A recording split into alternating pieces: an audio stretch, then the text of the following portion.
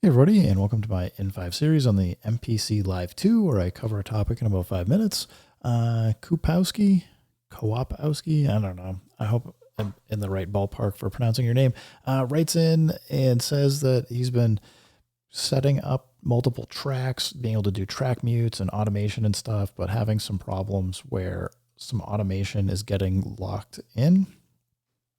And without seeing what you're doing or without a little bit more detail, it's hard to speak to effectively. And it sounds like you already know this, but up here in the right, this is just saying the automation is in read mode. So it's just going to read whatever you're putting out into the track.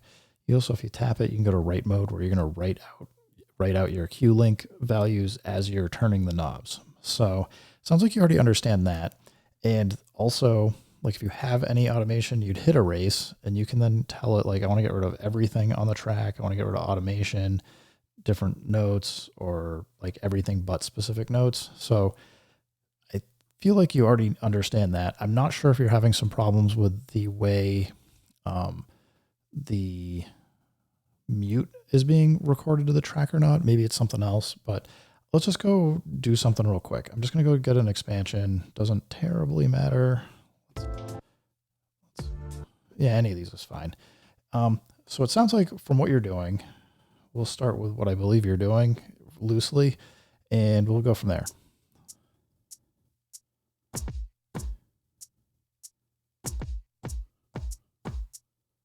So I'm just making a kick track, nothing exciting. Let's go now add snares. We'll do hats maybe a little bit more. So we get some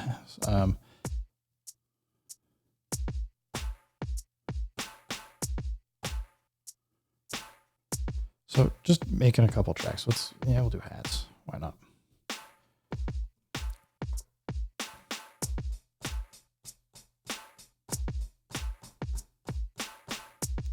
So with all this, we should have just recorded out separate tracks that we can now mute and unmute. So if we only want part of the tracks to be playing, I can bring them in and bring them out and do it like real time. And, I can turn timing correct on. I can have that set so that it'll mute or unmute based on different time divisions with timing correct on. So, I don't want to record yet.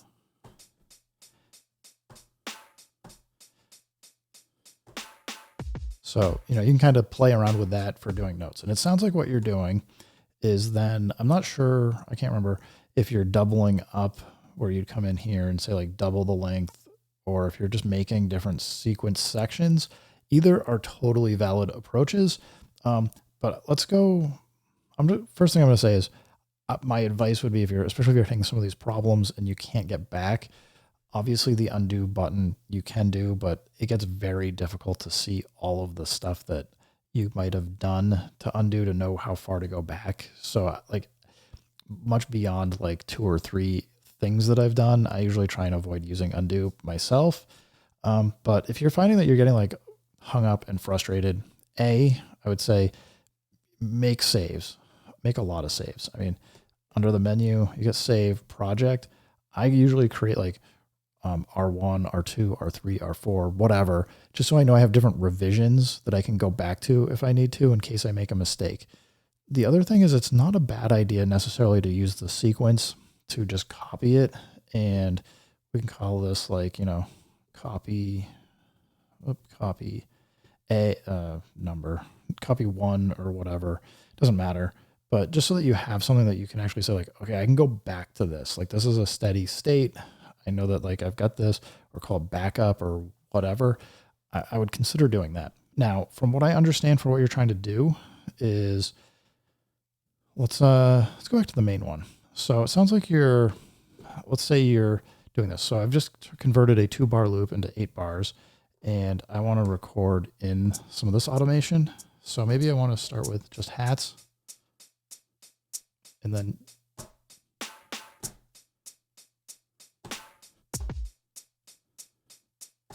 so I'm just kind of playing around. Like maybe this is like a build up or something. We're just adding a few more kicks and snares in. Maybe a drop. And now we kind of go back. So we're just going to keep looping this forever. This is all fine and good. And it's not that hard. Like if I don't like it, it's not that hard to come in, hit erase, tell it I want to get rid of, use automation, get rid of everything. That'll usually 9 times out of 10 get rid of everything for automation, but you might not want to have that happen either, because sometimes you want some of the automation and not some of the other automation. So you get kind of like this split. Like I want the EQ on my plugins to stay, but I don't want the track mutes or whatever. A thing you can do, and I'm not going to suggest doing this all the time, but I do find like sometimes I have to do this, is instead of going into this view where I just double tap to get into the grid view, because I mean, you can come in and see the track mute, and we can scroll through and we can see kind of what I did here. Nothing like super fancy, just like on bar 8, we just muted. Everything else is open for the hats. And I can scroll through and see the same thing for kicks and snares. So it's not like, whoop, didn't mean to whack the phone here. It's not like terribly complicated or anything, but there is a thing that you need to know. Like if you want to do this is, I'm going to hold menu and hit pad 1 to get into the list editor. You might not be able to do that. It may not be the same shortcut, but if you just go to menu, you should see list edit someplace. So if you haven't changed it, it'll probably be right there. Anyway, list edit, you can see here, we've got all the mute events, and it's going to have all of the automation and everything else. So like I can try and come in here and just like delete lines one at a time. And you can see I like just deleted that. I can hit delete again. And for this one, it's stuck there and it's just toggling on and off. And this is the event here, and it doesn't call it out anything or any way special, but this is like the default for the actual track. So I have to actually go through and delete all of these mute events. And once I get rid of them, you're actually going to see up top, it disappeared. It's not there anymore. And the reason why it's behaving like this, as far as I understand, is that is like the toggle, like a hard toggle, whether it's on or off to start.